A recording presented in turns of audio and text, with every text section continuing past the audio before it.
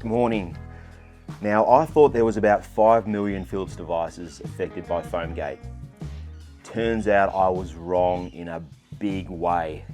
There is over 10 million devices. They're just not being recalled. All right, so get this. It's an article in the Financial Times a couple of days ago. Links in the description of the video if you want to read the full article. Titled, Philips Chief Defends Faulty Component Used in 10 Million Products.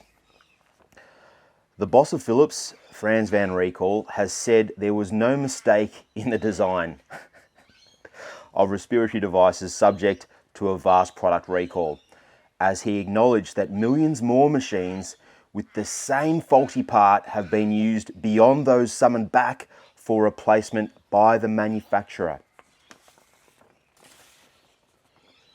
Van Recall, chief executive, told Financial Times on Monday that the company had used the polyurethane foam in its devices for decades, meaning more than 10 million had used the foam, arguing that these met regulations at the time of production. Quote, "We've been designing and producing ventilators for 10 to 20 years. What is it, Frans? Is it 10 or 20? It's a bit of a difference there, mate. I think it's 20. And we've been using this kind of foam forever." That's a big word, forever. Since the beginning of time. It was fully qualified by the rules, regulations and standards at the time, he said. And that's important information, don't you think? That just because the rules and regulations at the time, that somehow in the future, if that changes, it's not their fault. I think that's very important information at this point in time in our civilization. Philips is only replacing devices still in use within their lifetime, which is about 5 years in the US and longer elsewhere, at an estimated cost of €500 million. So basically what this means is that all Philips machines are affected by Foamgate. As Frans said, they've been using the same foam forever. And they're just recalling a select few models they deem to be relevant, still in use. So if you've been using, or if you are using a Philips CPAP machine that's not on the recall list, it is affected by Foamgate. It's just not on the list. They're just not recalling it. And Philips really should have made that point clear. They should have put on the recall page, hey guys, these are the ones we're recalling, but just so you know, all these other models, these older models, are also affected, because there will be thousands of people still using their old M series, still using older models of Philips devices not on that recall list. Anyway, now Philips also just released their third quarter financial results. And I listened to the conference call, and that's when all the analysts and financial reporters, go through the results with the CEO and the CFO and all those guys. And it's boring as all hell, but I did it for you guys, and I took out of it some interesting points. And I'll share them with you. First, 3.3 million devices currently registered. So that's all of you going to the portal registering your devices. However, Frans goes on to say that just because you've registered for the recall doesn't mean that you qualify.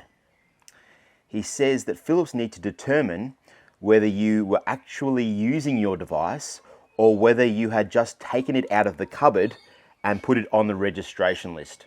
And that doesn't sit too well with me. I think if you own the device, it's yours and it's recalled. It doesn't matter if you're using it. It doesn't matter what it's doing. It's your device. They stuffed up. It's a shit product.